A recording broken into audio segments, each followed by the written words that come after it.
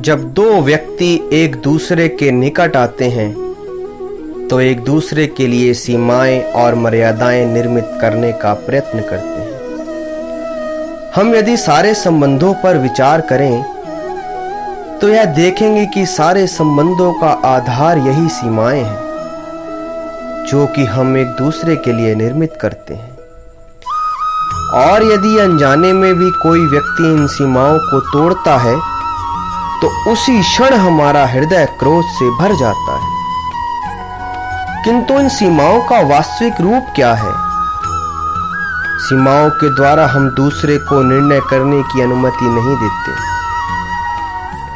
अपितु अपना निर्णय उस व्यक्ति पर थोपते हैं, अर्थात किसी की स्वतंत्रता का अस्वीकार करते हैं।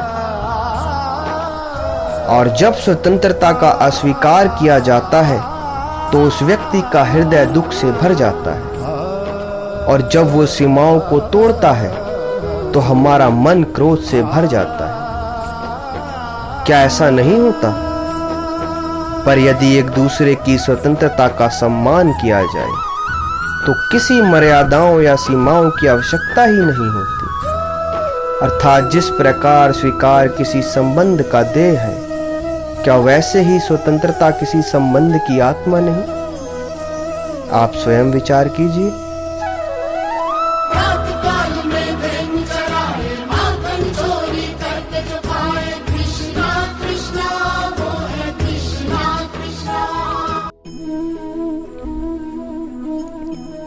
निर्णय के क्षण में हम हमेशा ही किसी अन्य व्यक्ति के सुझाव, सूचना या परामर्श को आधार बनाते हैं, और हमारे भविष्य का आधार हमारे आज किए हुए निर्णय के ऊपर होता है। तो क्या हमारा भविष्य किसी अन्य व्यक्ति के दिए हुए सुझाव एवं परामर्श का फल है? क्या हमारा संपूर्ण जीवन किसी अन्य व्यक्ति की बुद्धि का परिणाम है? सबका अनुभव है कि अलग अलग लोग एक ही स्थिति में अलग अलग परामर्श देते हैं। मंदिर में खड़ा भक्त कहता है कि दान करना चाहिए, और चोर कहता है कि मौका मिले तो इस मूर्ति के श्रृंगार चुरा लो। धर्म से भरा हृदय धर्म में सुझाव देता है, और अधर्म से भरा हृदय अधर्म का ही परामर्श देता है। धर्म में सुझाव का स्वीकार ही मनुष्य को सुख की ओर ले जाता है, किंतु ऐसे परामर्श का स्वीकार करना तभी संभव हो पाता है जब हृदय में धर्म हो। अर्थात किसी का सुझाव अथवा परामर्श स्वीकार करने से पहले स्वयं अपने हृदय में धर्म को स्थापित करना क्या आवश्यक नहीं है? आप स्वयं इस बात पर विचार कीजिए।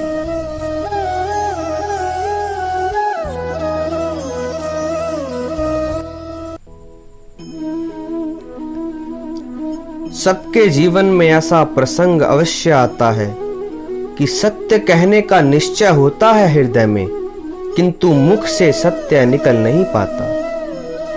कोई भय मन को घेर लेता है। किसी घटना एवं प्रसंग के विषय में बात करना या स्वयं से कोई भूल हो जाए उसके बारे में कुछ बोलना, क्या ये सत्य है?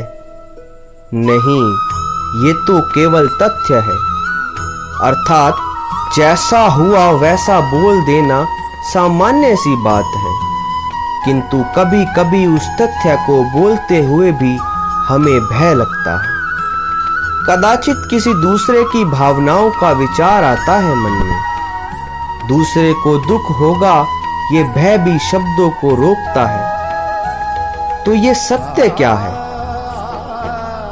जब भय रहते हुए भी कोई तथ्य बोलता है तो वो सत्य कहलाता है। वास्तव में सत्य कुछ और नहीं, केवल निर्भयता का दूसरा नाम है, और निर्भय होने का कोई समय नहीं होता, क्योंकि निर्भयता आत्मा का स्वभाव है। अर्थात प्रत्येक क्षण क्या सत्य बोलने का क्षण नहीं होता? स्वयं विचार कीजिए।